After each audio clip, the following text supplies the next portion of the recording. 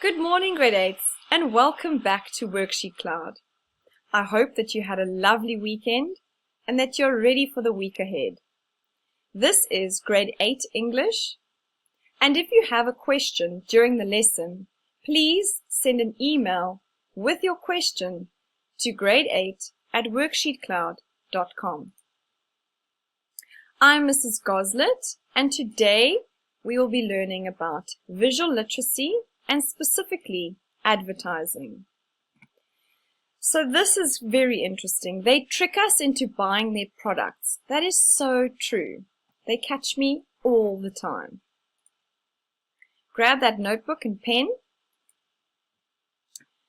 So let's get into it. This is how media advertises products. And these aren't all the ways. These are just a few ways that I want to share with you. So TV. In between shows, they love to show adverts.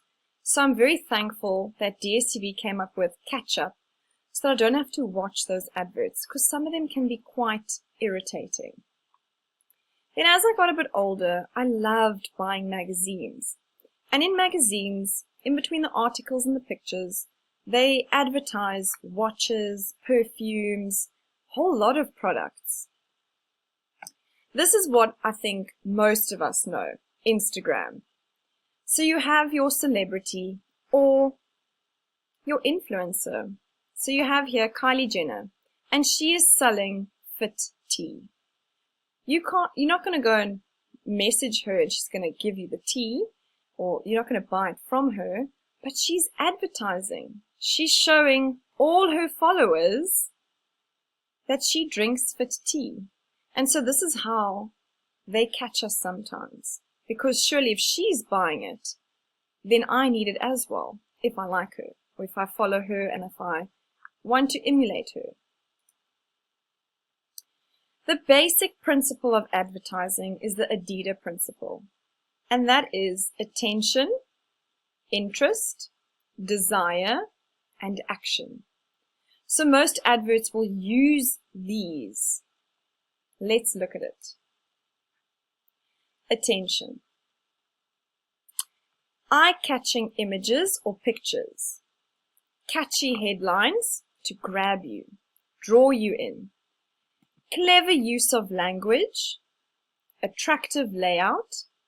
And they sometimes pose a question. So for example, here's Adidas advertising a running shoe.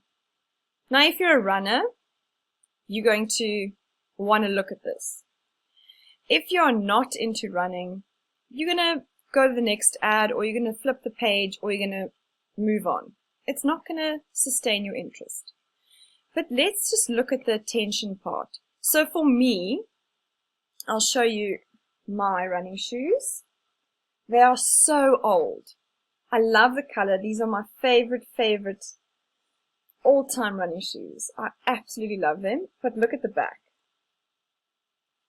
Not good quality. Because I've used these for 5 or 6 years and I've run a lot with them. So I think I do need a new pair of running shoes. So if I had to look at this advert, it kind of reminds me of my old ones. It's got the same base or the bottom. So I know that my shoes are reliable. So I'm attracted. I am there because I'm looking at this shoe. Okay, so that's the first part of advertising. They've got this big yellow bright shoe in the middle. Now, how do they keep my interest? So once the consumer has been attracted, the advert must sustain his or her interest. The person must be compelled to read on. So I need to look more. I need to look at the advert. So visual techniques that they use can include cartoons, stats, color, or photographs. So they've used a photograph of a shoe, and they've used a bright color. Linguistic techniques include puns, alliteration, jargon, emotive language. So for me, my interest is sustained because look at this bright light behind it. So it almost gives me this I need this shoe. Mine is broken. I love running. It's yellow. It just looks so beautiful. Now desire. So desire means the adverts appeal to basic human desires and needs to try to satisfy them. These desires and needs include success, health, hero worship, easy living, and beauty. So my desire, I want this shoe, not only because it's beautiful, it's comfy, I know the brand. The brand Adidas is so trendy. So if you look at another picture, here's Beyonce. I apologize for the poor quality. But if I think about Beyonce, I just want to smile because she's the queen. She's the queen bee. She's got that song, to the left, everything you own in a box to the left. What's not to love? So if she's buying Adidas, then I need to buy Adidas. So that's the desire. You want to be trendy. Action. Now, what is going to make me buy that product? Adverts need to ensure that the consumer reacts to the advertisement. Persuasive techniques include using phrases like, and these are quite important, buy one, get one free. So maybe I was on the fence. I do need new running shoes, but maybe I should wait a while longer because a new one's going to come out. But now they throw in maybe a buy one, get one free or limited offer. So it's not going to last long. So those shoes are going to go out. Limited stock, same sort of thing.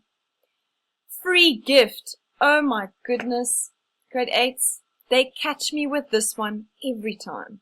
Whenever I'm scrolling or through Instagram or if I see an advert where it says free gift, I have to see what they're offering. Also, I think a lot of us can agree when we see that word win, why not? Because we're not going to lose anything by entering into a competition. We could win Adidas gear. I mean, who doesn't want to be decked out, walking full of Adidas gear? Then the action. So we looked at that. So this catchphrase, boost your run, is so important because for me as a runner, running is difficult, but for me, this shoe is going to boost my running. I'm going to be light and it's just going to lift my feet off the floor and I'm going to go faster. So I want to buy this shoe because it's going to make me better. It's going to make me look good. It's got this trendy appeal and it's going to make my running good. So I'm in. Where do I sign up? Here's another example of them using a catchphrase, and this is a persuasive technique, this win. It's the first thing you see, and then you read, stand a chance to win with Adidas. Now I don't know what I must do, but I'm definitely intrigued. I want to go and win Adidas stuff. Yeah. Let's look at some other approaches. Repetition. So they use repetition to help you to remember a product. So I've written down a few jingles that when I was younger reminded me of it. You won't remember this because I think it might not be your time, but maybe ask your parents. Your parents might know, but I'll never forget a furniture store. Their jingle was, you've got an uncle in your furniture business, Joshua Dore. I just always remember that. I've never bought furniture from them in my entire life. I just remember that advert. Then there's another one called, it's a bathroom place. And I just remember their jingle because I used to hear it all the time. That's Bizarre, come to Bathroom Bazaar. Sometimes it was a bit annoying, but then I just went with it. Every time it came on, I was singing with them. So that's how they get you. One that you guys might know, I'm hoping you know, is McDonald's. And here you can see I'm loving it. So it goes, ba-da-ba-ba-ba, I'm loving it. And then another one I'd like to share with you is Oreo. I love their advert with a little girl, and she's talking to her dad, and she's telling him how to eat an Oreo. And she says to him, first you lick it. I think that's how it goes. Then you dunk it. Obviously, the repetition is not so great because I can't remember the whole thing. But she was just so cute. So that's repetition. So they want you to remember. And they did successfully with me, some of it. Then let's move on to emotional advertising. So if you look here, Maybelline Mascara. They're going to play on, you're going to look so beautiful if you have this mascara. Or Baby Soft. They're playing on our emotion. This cute little puppy running down the hall with toilet paper. It's playing on our emotions. So this emotional advertising, if you want to look better, if you want to be smarter, if you want to be happier, you need to buy this product. So they're very smart. Celebrity endorsement. Now we will see a lot of these because we want to be like them. We want to have what they have.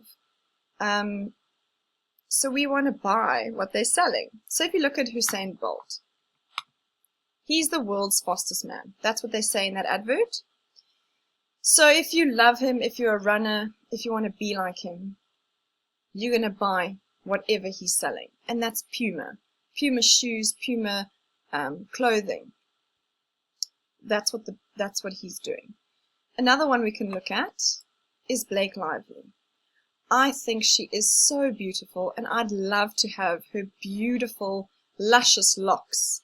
So here, L'Oreal is pretty much selling me that dream. If I use this, I can get this. Why not? I want that. Then Aveeno has Jennifer Aniston, and they say here, healthier looking skin. Everyone wants health. I mean, I want to have healthier looking skin. And Jennifer Aniston is the girl next door. She is beautiful. So I'm going to buy Aveeno so I can look like her. Well, that's what they want you to believe. Then the bandwagon approach. You should eat here. You should have this product because everyone has it. So McDonald's actually does this very subtly. Some of the adverts will say 99 billion people served. So that means 99 billion people are going to McDonald's and they're eating it. So if they're all eating it, you need to jump on the bandwagon as well. Okay. Then let's look at the transfer approach. Transfer approach is talking about the actual name, hippo, linking to a picture. So here's a hippo, and this ad I really dislike because he makes a really strange sound and he comes on the TV all the time. But anyway, it's a good example of transfer advertising because this is actually selling insurance. It's got nothing to do with the animal hippo. Okay, so let's just go through it again. Repetition.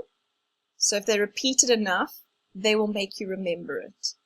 Okay, Coke is very good at that. They also always entice you with this person in a desert or it's very hot, and then there's these, look at these beautiful droplets of Coke or water, and it just makes me thirsty. I am thirsty now thinking about it. So whenever they put a Coke advert on, someone's always drinking the Coke, and that makes you want to have that. Emotional advertising, celebrity endorsement, the bandwagon approach, and the transfer approach. Let's look at some advertising terminology. The brand name is the name of the product. The slogan is a familiar saying, jingle, or expression that relates to the product. So that's what I was talking about, that McDonald's, I'm loving it. We all remember that. The logo, that's the badge or image that represents the product. So here I've got it visually for you. Here's the brand name, Nike. Their slogan is just do it, and that is their logo. McDonald's, those beautiful golden yellow M, can spot it a mile away. So their brand name is McDonald's. Their slogan is I'm loving it, and that's their logo. You can find it high in the sky from your car. Okay, catchphrase. I spoke about it a little bit earlier, touched on it. That tends to be in the center. It's big and it's bold, so you will see it. The target audience. That is talking about the people the advert is aimed at. And this is very important. In tests and exams, they love to ask this question. So always when you're analyzing an advert, always look at it and see, what are they trying to sell me and who is this for? So the running shoe, if you're not a runner, you can still identify and say it's for people who love running. Sorry about that. Okay, images. The visual aids and pictures used in the advert. So we can talk about the Adidas Boost. They had that light behind it and the shoe was in the middle and it was big. So that caught our eye. Language and text. So what words are they using? The ideas used to describe the product, to make you want to buy it. So let's look at mascara. This is by Maybelline, New York. And if we look at it, what would be the brand name? Okay, I just said it. Maybelline, New York. What would their slogan be? And this is one I also always remember, because you see these adverts all the time, and it's almost like a whisper. They always say, maybe she's born with it. Maybe it's Maybelline. So here at the bottom, it's not very clear, but it says, maybe she's born with it. Maybe it's Maybelline. Okay, and that's the slogan. The logo is actually the words, how it's written. Maybelline, New York. That's how they identify that product. Now let's see, who would the target audience of this advert be? Anyone who likes mascara. Think about that, what I've said. Mascara. Is it any mascara? No. It's Maybelline New York mascara, and it's actually called Lash Stylist. So if we look, here's this catchphrase I was talking about. Don't just apply, style your lashes. So they're claiming that this is not just about putting on old mascara and leaving the house, but you're styling them. You're making it look beautiful, like this model. This is a very famous model, and it will appeal to people who want to look like a model or look beautiful. So the attention part is grabbed by this huge, beautiful model, this image, and this mascara. If you want makeup or if you're interested in that, that's going to grab your attention. The interest is going to be in, it's this new lash stylist. Don't just apply, style your lashes. So they're drawing you in with this catchphrase here. Okay. Desire. Why do I need to have this? Because this model is advertising it, so we need to have this. And again, the action, I'm going to buy it because I want to look beautiful. I want to have exactly what's going on over there. Her beautiful eyes. So in the beginning, I said the brand. It can't just be mascara. So if they say to you, who's the target audience? People who like mascara. No, because look at all these different brands. Benefit, L'Oreal mascara, Dior mascara, Revlon mascara, Rimmel, and lastly Maybelline. So you have to always include Maybelline New York. Okay. Right, Taylor Swift, pause your screen. Please, will you do this for me? Identify the brand name, slogan, logo, who the target audience would be, how it keeps our attention, interest, desire, and what is going to make us buy this Diet Coke. Okay, we're going to go through it. Taylor Swift is she's the biggest image there, or this only image. Love, Diet Coke, and Taylor Swift. Rhetorical question. So firstly, they're drawing me in by using a celebrity, a musician, an artist. And then, just move this. The catchphrase is drawing me in for my interest here. Enter, that's the catchphrase. Now, keeping my interest. Enter for your chance to win. There's a persuasive technique, a trip to see Taylor perform. Pick me. I want to go. How do I do this? So the desire is created because I get to win a chance to see her perform live, or we don't know. They don't tell us more. They do say, see official rules for details. So my action is I'm immediately going to go for this because I've got nothing to lose. I want to win. Even if I don't drink Diet Coke, I'm going to go buy every Coke. I'm going to do whatever they want me to do so that I can see Taylor Swift perform. Right, so let's look at the brand name. So the brand name is Diet Coke. It's specific. It's not Coca-Cola. It's the Diet Coca-Cola. Coke. Slogan, get a taste. Logo, it's this. Diet Coke. You can see it on her can there. She's drinking it. And the target audience is going to be anyone who loves Taylor Swift's music or Taylor Swift. The next advert is a little bit more difficult. So I want you to critically look and try and answer the following questions. Please pause this so that you can get the questions down. Let's go to the advert. So there's a lion and there's a statue of a lion. So if you look at it, looks like the outdoors, looks like a safari or a game drive. You can go view a lion or the wilderness. Okay. Then if you look at the other one, it looks like a city, looks foreign to me, so maybe I can travel there to see this beautiful lion statue.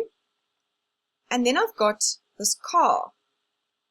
So this car has to link. So this car is going to get me to the real lion, and this car is going to get me to the city. So who is the intended audience? It's for anyone who drives, someone who enjoys traveling to various locations and scenarios. So it's important that you have this next point.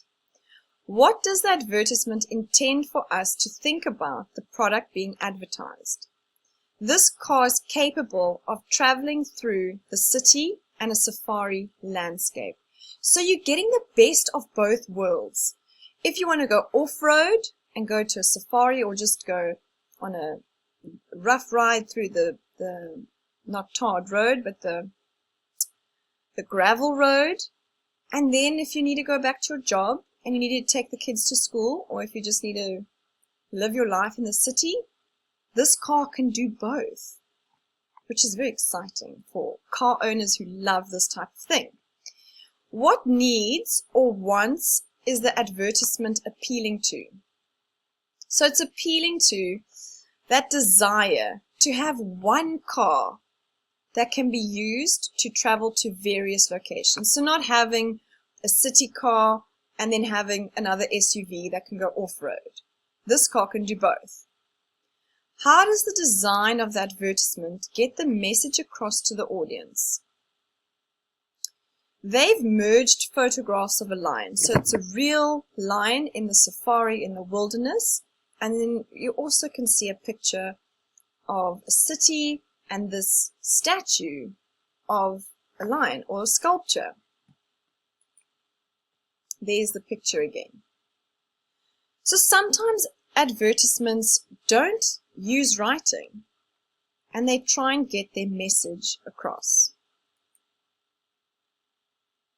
Right, before you go, I really hope that you enjoyed this lesson and that you learned something. We're going to recap on what we have learned. So we learned about the basic principle that advertisers use, and that is the AIDA principle. And that is attention, interest, desire, and action. And that last one is so important, action to buy their product, because that's the whole purpose of advertising. And the reason why we see some more ads than others is because they want to sustain our interest. They want us to remember it. Then after this, there will be a few activities. Please do them so you can be proficient at advertising. And when you get your test or exam, you will know exactly how to do it. Then tomorrow's lesson is on cartoons, and this is also part of visual literacy. Again, if you have any questions, please, you can email grade 8 at WorksheetCloud.com. Then you know I like to leave you with a little bit of motivation. So if you're not feeling motivated, let's go there. If you're not really interested, you don't have to worry. Believe you can, and you're halfway there. So believe in yourself, grade 8s. You can achieve what your dreams and goals are.